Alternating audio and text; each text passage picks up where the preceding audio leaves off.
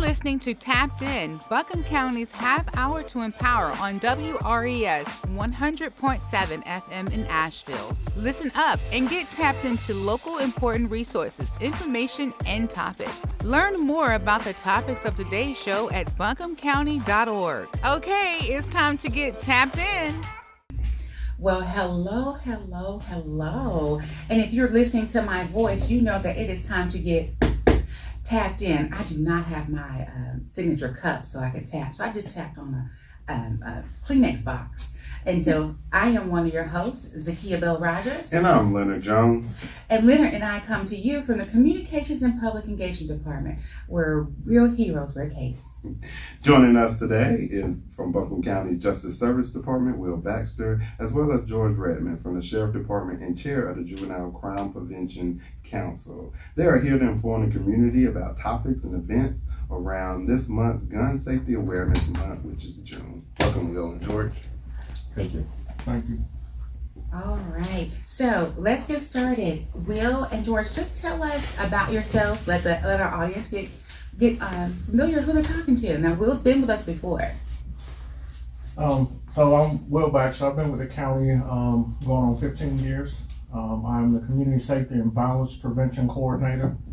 And what we're trying to do is to create awareness and handle some of the causes that are leading to the violence that we're seeing in our city.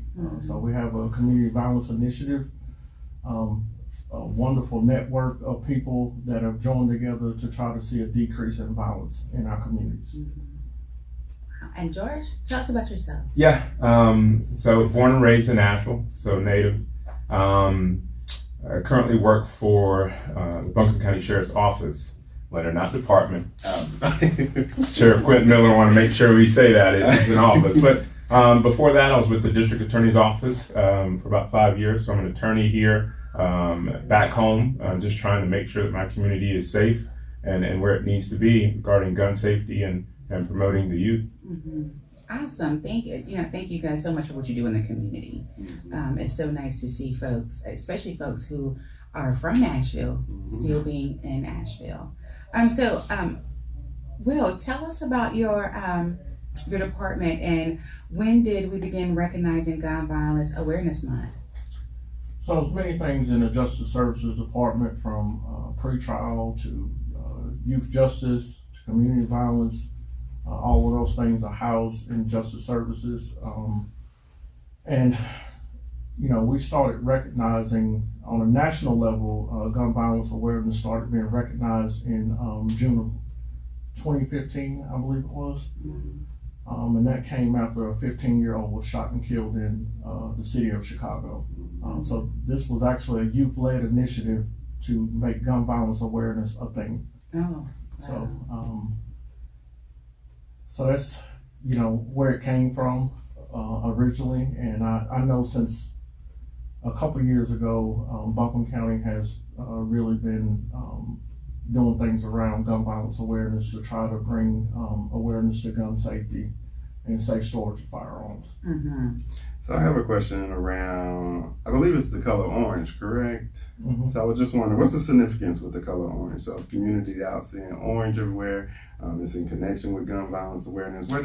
What's the significance? So the youth adopted the same color that hunters wear when they're, out in the woods, stop, don't shoot kind of thing. So when you see that orange to hunters, it's a sign of I'm not a deer, don't shoot. Okay. Cool. And so what are some programs or initiatives the county is going to do around awareness? So this past Friday on the 7th of June, we had a community gun violence awareness event at Pack Square. It was really nice. Yeah, yes. A lot of people came out and supported. I just want to give a round of applause to everyone that took part in planning that and making sure, and it was a peaceful event was the wonderful thing. Everyone had a good time. The courthouse was lit up orange, to honor gun violence awareness. And then coming up the 22nd and the 23rd of this month of June, we're going to have what we're calling the 48 hours apiece. And that will be held at the Grant Center over on Livingston. And just some of the things is really to create community awareness, to bring the community together to talk about topics that we're seeing that are leading to violence in our communities, and really just to love on the community. There's going to be a lot of events. There's going to be some panel discussions. There's going to be some entertainment, and also a basketball game is going to be part of that as well, just to really try to connect back with the youth in our community. Cool. So George, I want to bring you into the conversation around what's some of the stats or what's some of the information around Buncombe County and violence in our area? Yeah, so in Buncombe County, we're looking at kind of stuff that we've gotten from the Juvenile Crime Prevention Council. It's kind of red data, R/E/D, racial equity and disparities. And I think almost everyone knows that more complaints that come in risk higher detention, higher confinement, placements, transfers to adult court, involvement in the justice system. I think we all know that Black and brown kids get more complaints than everyone else. And so in Buncombe County, you're probably looking from the age of 6 to 17, we've got about 33,000 kids. Wow. Out of that, 75% of them are white, 9% are Black, and you're probably looking at about 13 Hispanic, and then so on with Asian and Native Americans. Now, when you look at that percentage of what we have, the amount of complaints that we had 2 years ago, 2022-23, was about 600, a little over 600 complaints that came through the court system, delinquent complaints. Out of them, 32% were Black, right? So you're thinking 9%, now you're thinking 32%, right? 14 were Hispanic. So the same percentage as we have in the Hispanics in here with the same amount of complaints. White juveniles probably took about 48, about 50%. So they're 75%, so they're coming down, but then you've got, again, 9% Black youth here in that teenage range, and they're taking up to 32% of complaints. Obviously these complaints range with minor offenses, like misdemeanors, then you've got sort of violent offenses, and you got serious offenses, things like that. So it's kind of broken up. And when you look at the stats, it shows that Blacks are no more violent than other people. However, the complaints come in a whole lot more. So you get this still narrative that somehow Black youth are predatory in nature, and it's not facts, right? It's not the case. In fact, I want to say that evidence shows that Blacks are, at least for the serious offenses, right? There's some of those things like that. We're not the leading ones in those types of categories. For the violence offenses, we're not, right? But for the misdemeanors, pretty much, yeah. Where there's a lot of low-level type stuff. That's kind of that stuff that you can kind of get. And these complaints can come from the schools. These complaints can come from the community as well. But that's kind of what gets them involved in the justice system. And the more they do that, the more you would hope that they would find their way and their path. And unfortunately, what happens is they continue to make further steps into the wrong direction and get caught up. Okay, thank you. Okay, so how do you keep guns out of the reach of youth? Because we know that this is a awareness month and it's surrounded by youth, but how do we keep guns from them? And either one of you can jump into that.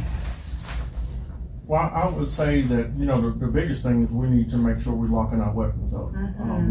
Whether it's you using gun locks or lock boxes, they don't need to be laying around to give young people the opportunity to get their hands on them. Far too many times, if it's not someone outside of the household being harmed, there are a lot of fatalities by accidental discharge. So I think gun locks, and also I think, as a parent, I've always, taught my kid, the importance of never touching a weapon, and as he got older, I taught him how to, safely handle a weapon. And I think giving that education piece to him and understanding that this is not a toy and that it can and will harm people if used the wrong way.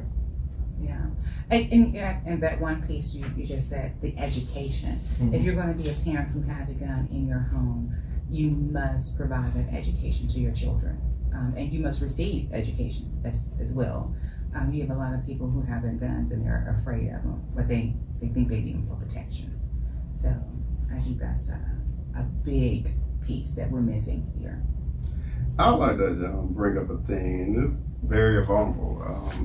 In the past, I'll say from 2020 on, I've lost 2 cousins to gun violence here in Asheville, and that's on my mother's and father's side. So when we talk about crime prevention, what are some of the things that the county's doing to help stem some of this violence that we are seeing in our community here in Asheville? You know, the biggest thing that we're doing is we're trying to get involved in the communities. And how we're doing that, we are trying to develop the relationships needed in order to provide people the resources that they need, that are lacking in a lot of our underserved communities, in order for us to start addressing the root causes that actually lead to violence. What does that look like? You know, when people are hungry, you know, when they can't provide, you know, meals for their children, you know, a lot of things that go into this health. There's so many different things that are root causes that lead to violence.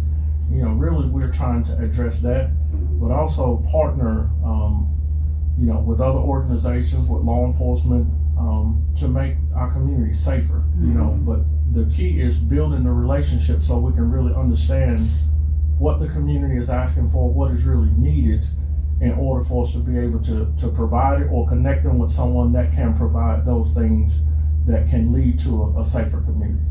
So I know when you came before, we was talking about the community response to violence. What's some updates on what this group has been achieving and doing out in the community since they initiated?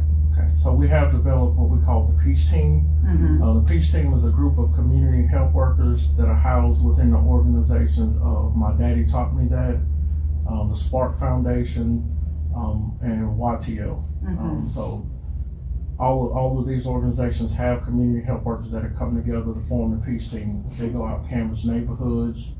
They show up for like the community markets. They do one-on-ones with people in communities, building those trusted relationships and helping them, you know, with things otherwise they weren't receiving help with.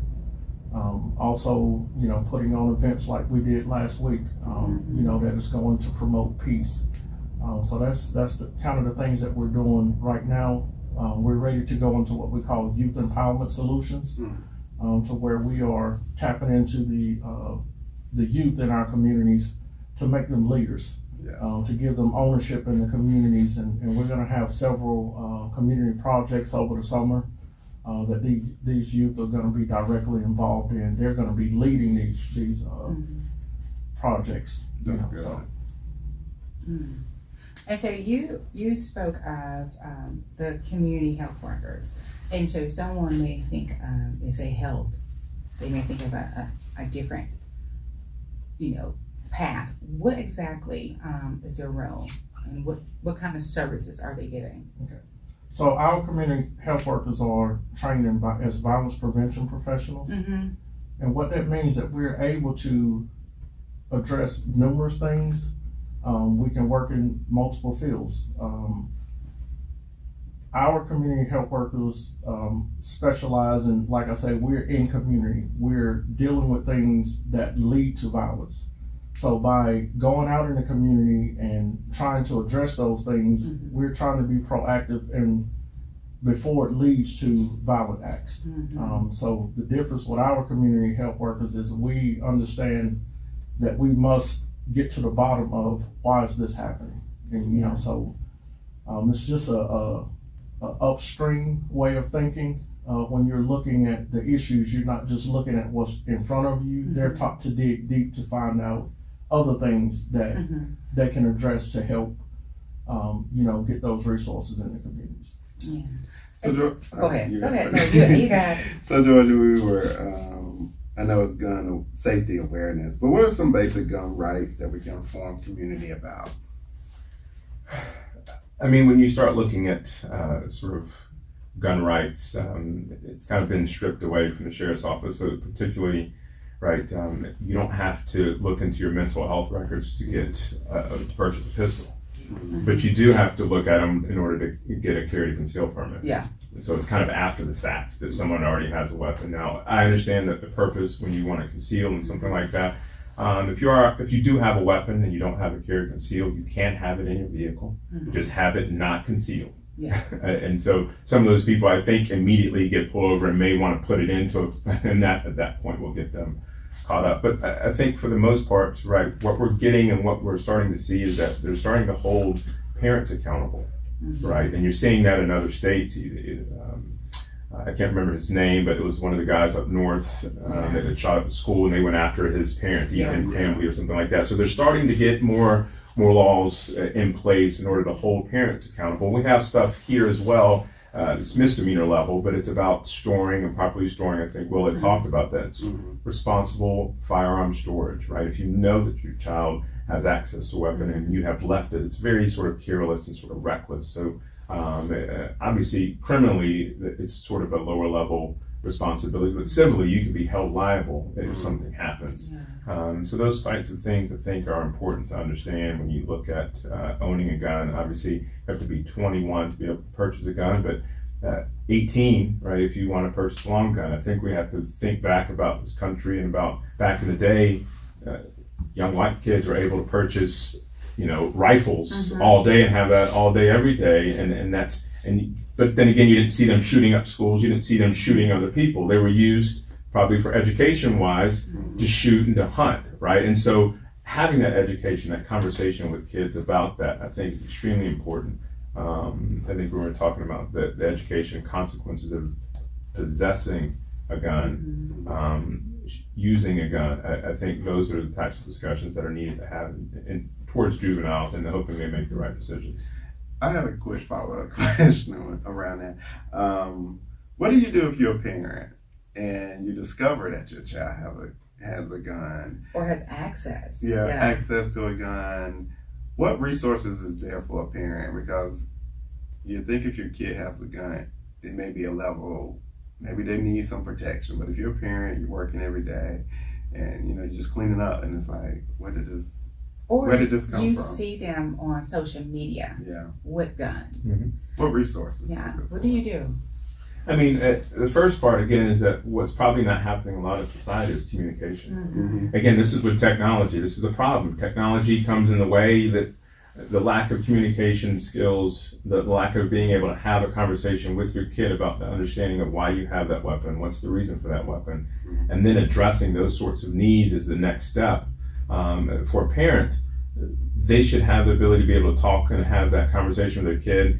They should feel safe to be able to take that weapon and be able to hand that weapon in as well. No sort of consequences as to that point. Obviously, a minor in possession of a handgun is a criminal charge. An adult in possession of, you don't have to register your firearm, so you can just have a weapon at that point and safely be able to hand that in. But that's only putting a Band-Aid on the issue. You probably want to know how you got that gun. There's so much track in what you need to concern. The gun, the physical act of just that gun is one thing, and disposing of that. The other is, how did this even get to this point? And if you don't have those conversations with that kid, then you're not really addressing the real issue. And so that's taking time out of your day, though, because if you're a single parent, you're working double job, like you put food on. How do you take time now to have that conversation with your kid when you don't see them but for 30 minutes of the day? It becomes difficult. Sacrifices have to be made in order for your priority to be successful. And if that priority is to keep your kids safe and understand gun safety and what gun rights are and what you should or shouldn't do, you've got to somehow take time out of your day to be able to address those issues. And I also bring up around the idea of like protection. Like we talk gun violence is happening amongst each other. So like if you have a gun, it might be like, I don't feel safe.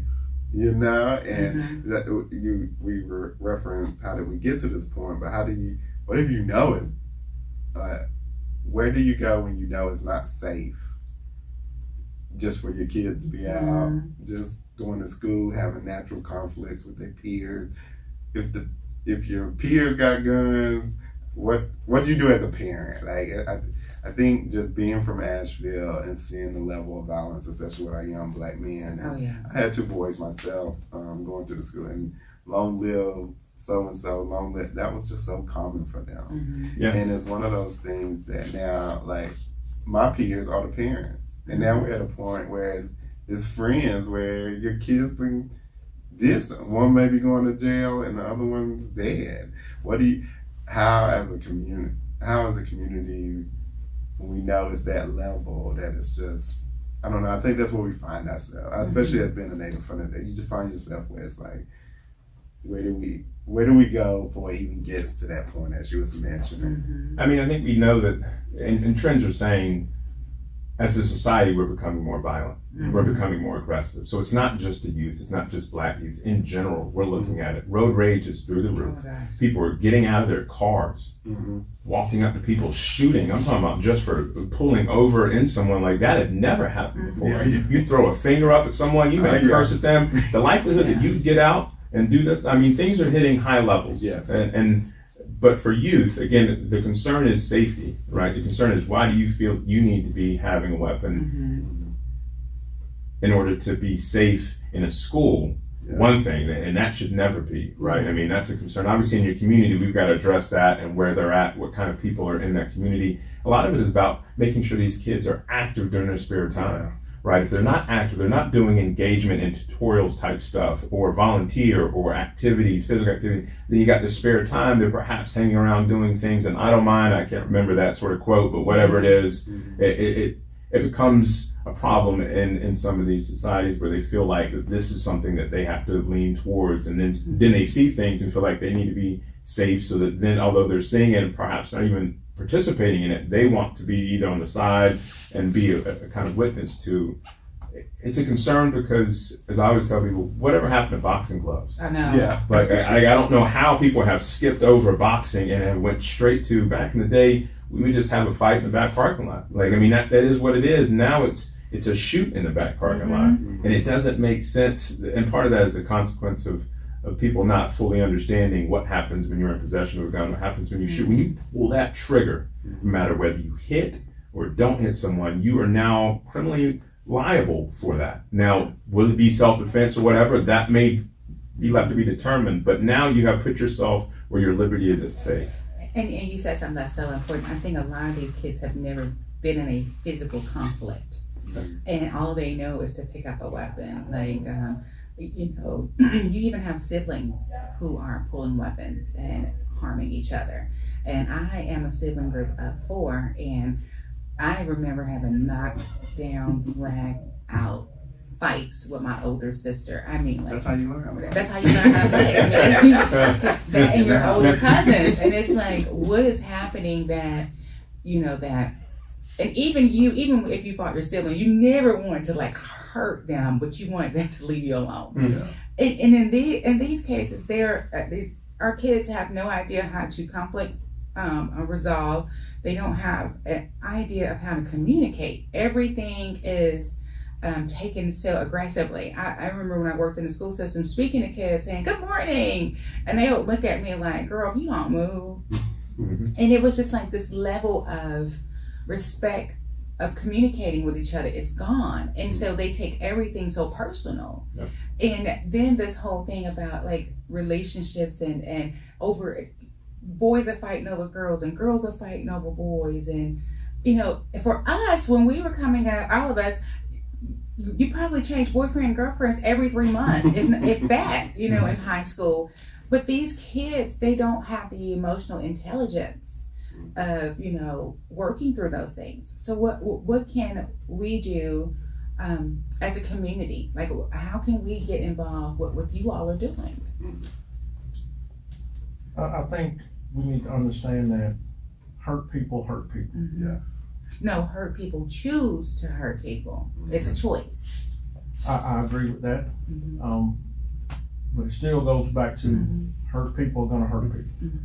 And the thing is once we notice a certain pattern, it's not something that we can ignore.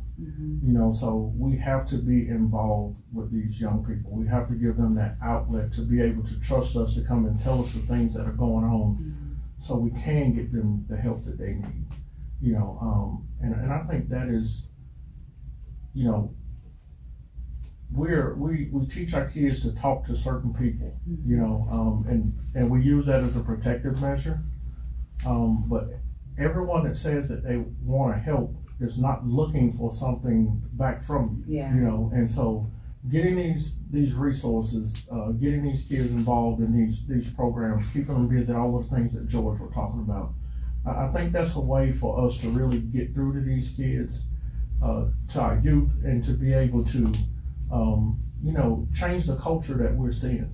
But it's gonna take, you know, all of us. You know, it's not one program that can do it. It's not one sheriff office or police department that can do it. It's gonna take all of us to really buy into what these kids need, and for them to be able to trust us as a whole group, as a network, to be able to provide them what they need. Very true.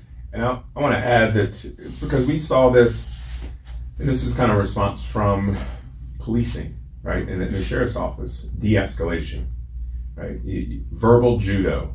You got to be able to communicate, and that's what's missing right now. These kids aren't communicating. They're looking from screen to action, and they're not even communicating anything. That's why you see more action as opposed to talking, right? You've got to be able to learn to communicate. A lot of that is also learning how to read. Like the educate, like it's so systemic when you start thinking about the issues that are going on. These are simple things where kids should ignore, and they're choosing not to for reasons, and then they're not even able to express themselves and those sorts of things. So one of those things as well is that we have to change the narrative, and part of that deals with, again, you don't have to have a child go through court to get services. We're trying to keep, I mean, that's the pipeline to prison. Like, no, we have community services available here that doesn't require a petition for a child or a complaint or arrest. We have those types of resources, so we got to make sure that all of our people that have connections within the community or at schools utilize those resources, right? Outside of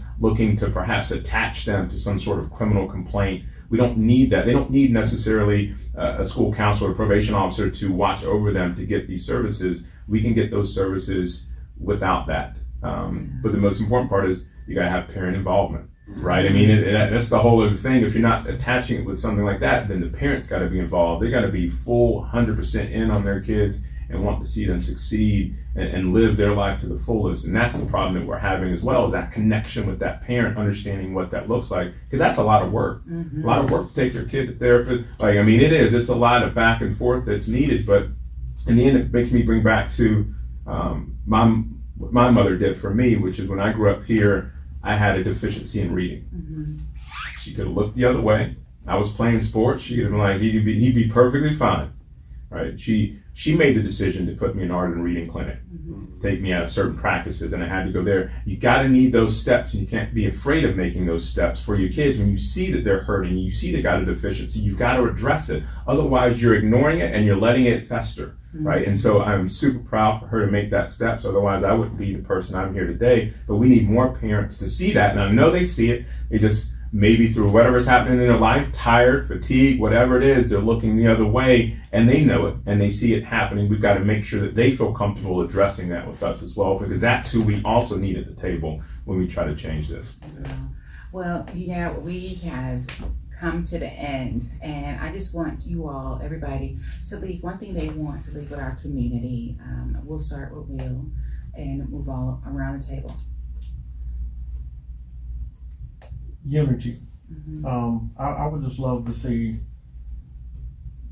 us be able to go back to how it used to be, as far as loving and caring for one another and uniting for the greater cause of our communities. Children are our future, right? And so and having kids and understanding what needs to get done in order to make sure that they feel comfortable and are able to live a healthy life. Certain and hard decisions have to be made about how we want them to live, especially in this community here in Buncombe County and Nashville. And so that real talk needs to happen in these communities. And so I'm glad that we're at this round table, and I'm glad that we have stakeholder meetings. I'm glad we have Juvenile Crime Prevention Council. The city has it in there. We just got to do a little bit more and dive into some of those things to correct these issues.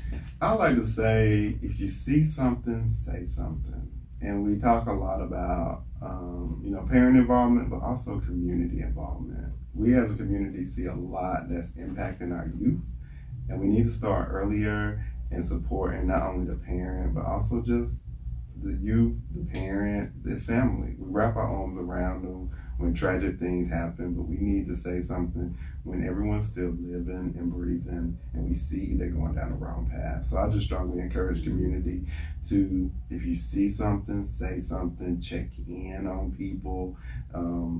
That's the only thing I can encourage. And there are resources out there. So we done had this conversation around gun safety awareness. The resources out there. Go to the Buncombe County's webpage, see what's going on in our justice services, as well as our sheriff office. Just as you mentioned, the Juvenile Crime Prevention Council. We need to stand up for our community. We have seen a lot of tragic things happen here, especially for our Black and brown young men. And I just want to call it out. And that's just one thing I just strongly encourage community to participate in. If you see something, please say something and just check in on people and see how they're doing. Mm-hmm. One thing that George said was that children are our future. And I think so often we forget that what we do in the present affects where they go in the future. And so to piggyback off what everybody else said, seeing our kids going down a path that is not the most gentle one is always hard, but there are resources. And instead of distancing ourselves from the folks in our community, like in the one word that's in community is unity. And we forget that part often. We have to remember that we are all responsible for those who are around us. You may say, oh, no, but you are your brother and sister's keepers. You have to make sure that people are okay. And when you're in a position, and it doesn't matter if you're not at the top, but if you're in a position that you're doing better than someone else, reach back and help. If you have lost a child and you see other children going down that same path, go talk to them, say something. If you are a parent and you're aware your child is doing this and you're saying nothing, step up and say something. We have to stop asking people not to talk to our children or tell our children what to do. We are a community. It takes a village to raise a child. And a village is not one person. A village is all of us together. And so we need to remind ourselves of our own childhoods.